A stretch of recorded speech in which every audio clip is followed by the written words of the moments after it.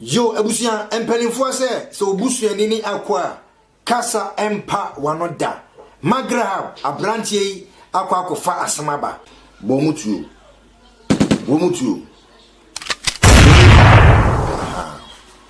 Ghana for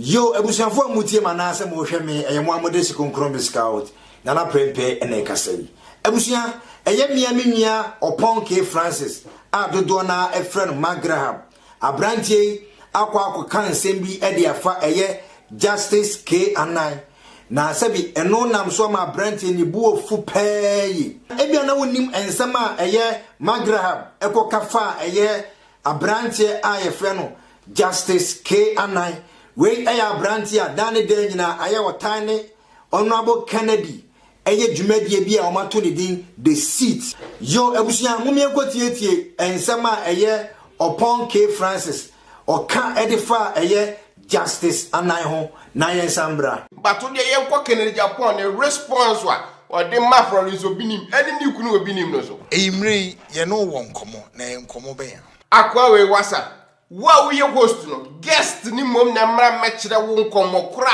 mo ba bedi boye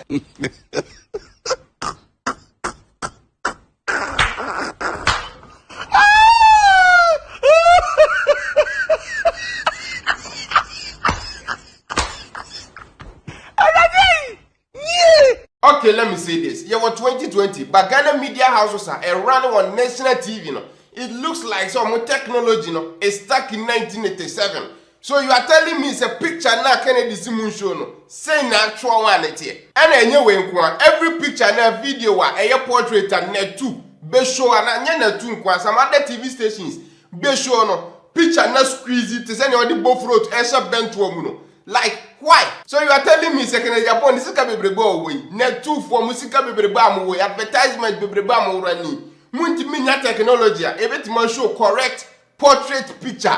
This is squeezing it to capital T. Really? And on green screen studio amuti. Just a good a poor my mechanics because the Kennedy move a little kakrebia to the left here. Ubers and half a kati.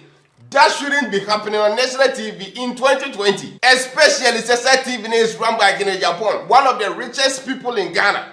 Some we no a man didn't look very unprofessional. For example, if inside Screenway, she Franco Trading Enterprise here walk bottom corner way. She as more graphics department and now like why? Now DNA2 TV. Here says we a very big TV stations because you have a major beef be but this small graphical mistakes emamu look very unprofessional ankasa. Please, Monshana Munyai, Nenkoye Bakusin. More bogus television station. We're very bogus. Yeah, bogus. Technical challenge na ebas. What do you mean by technical? Yes. Much say I arrange. Yes. Do I have to sit here as a guest even to tell you what to do? What kind of bogus program are you doing? Yeah.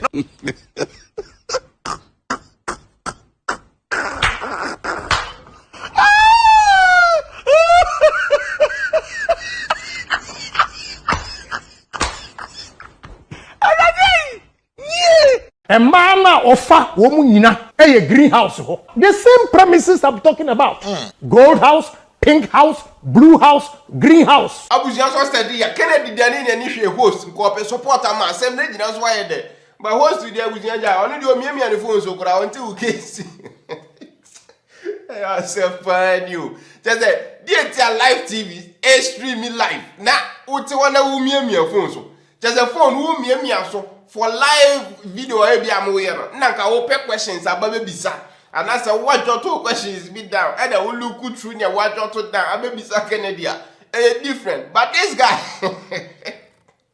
and yet either of them now here because of misa question and I will read anything from the live audience. So why use your phone on national? I said, oh, this is unprofessional. I'm not for bebre na ye because you have the Kofi TV or any live videos. I want the phone kura now ya so. But on the read the comments, messages live. What you say? It's part of the programming. But what Abusia guy we now here will be him sticker. Now okay, mommy start it. Great. Accra. Here we go. Oh man, Abusia, Madikiyaka. Messia Canibium. This host we know wasa. The fact is so your host, I want to TV interest agree with every little thing back in Japan.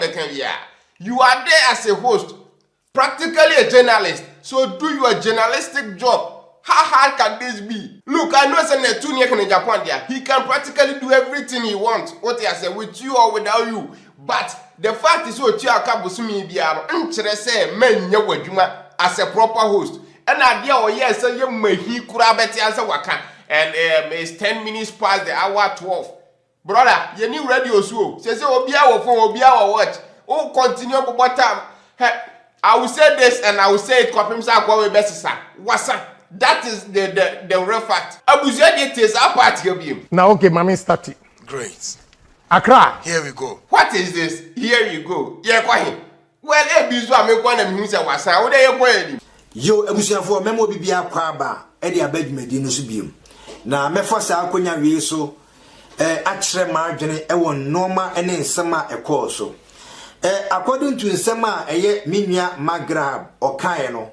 Me nana prempe menene ya adwene abusia se etiefo ne me be ya adwene a ye nyina enim ekwan a brantie we ofa so eye ne dwumadie na aya na etoda bi wakura na mibusa me ho se eye enkomo no mu die ana se eye sebi interview ana moye se eye enkomo die a ye fo ne se obia etimi eka ana so obia etimi edi enkomo but ni program na wo ye no wo se eye the seat eno chese so obetena so a ensem bia wo de babia no ono nso betimi abusa wo ensembusa se bia wo ka asem bi na bia ene na adwene ana se viewers a omutie no se wo so muhunu bibi efa ho a wo ho kwan se ewo se obusa se ne be ya viewers no so no omehu de tie ade ba ko a eha adwene ewo Ghana ensem trofo ho ne se sabi se obi etum futuro kura gu ni pani kura no otimi kama no tum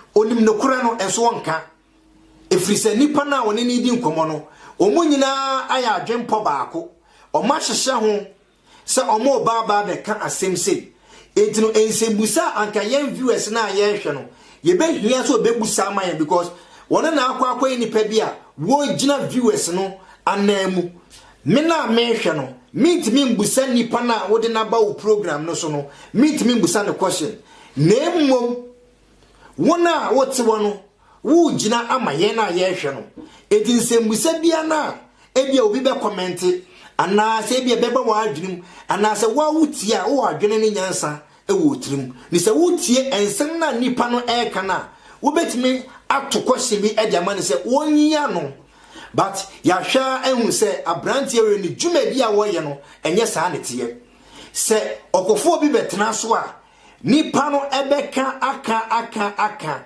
without se obusa nipa no ensembusa o ma nipa no kasa na wo jeje ho na wo jeje ho na wo kagum na wo kagum abusia abrantie we ni dwumadi a wodie no akwa ese watutu anoma ho na ode aba be kire mpanifo se aboa be ni so what tie ni program a ensembusa wo se wo busa ema ensem na nipa na eka no nipa bi yenya ye ho ntiase no ombusa de obeya ne se obejeje ho sound akwa nipa bonini na ojeje ho wadane no vocalist wadane no backing vocalist no wo akire ho na wo ojeje ho sana branch we ni dwumadi enu na ment yes and me do I don't take madness. I don't take far.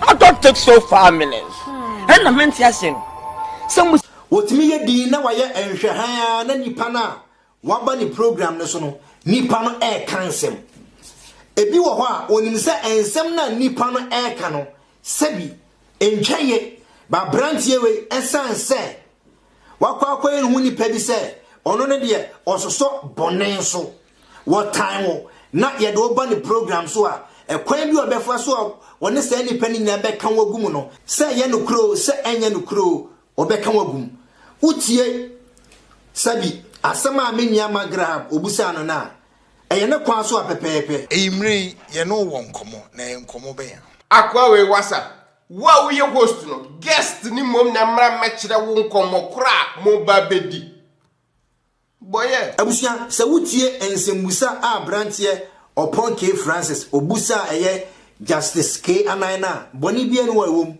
enfumso bia no wawom ai wo se abrantie we ni bufu na emom e wo se wusua de e wo se wo se enfumso enya aba na se mpenifo se esan se mpenifo se de wo twasa no onnim se nachi achi entino na watie no wasopem wakwa akofo obi ede namba ojumedi so wumom na wubusa nipa na wakwa akofa na ba ne se enne ede be na ye ba beka na chere se nipa na on wo ye hoho e wo program no so no onu mom na e ba be kire wo de enne mo ba beka na abusunya entwayi nokure eye nokure obi na ka na asem nokure e se o maame ayase na wo de obema ekoyi a undi no nokure sabi etaro papa ehuna no na wo de wonsa bro ekoyi a umbo no eye nokure na branch ne ka kire wo etino e wo se wusua na wo gitum na emo eni kwan se wo ba abonten e be ka se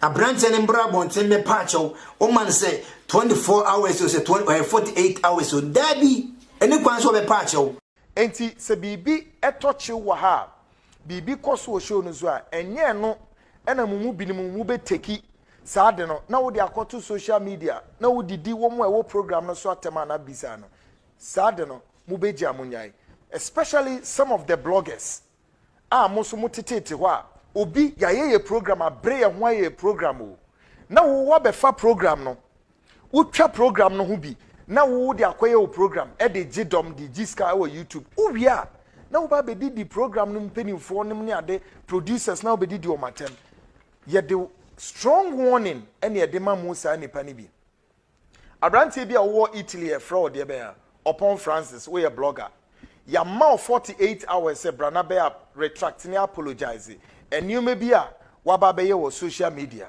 Seriously speaking, we are not taking it light.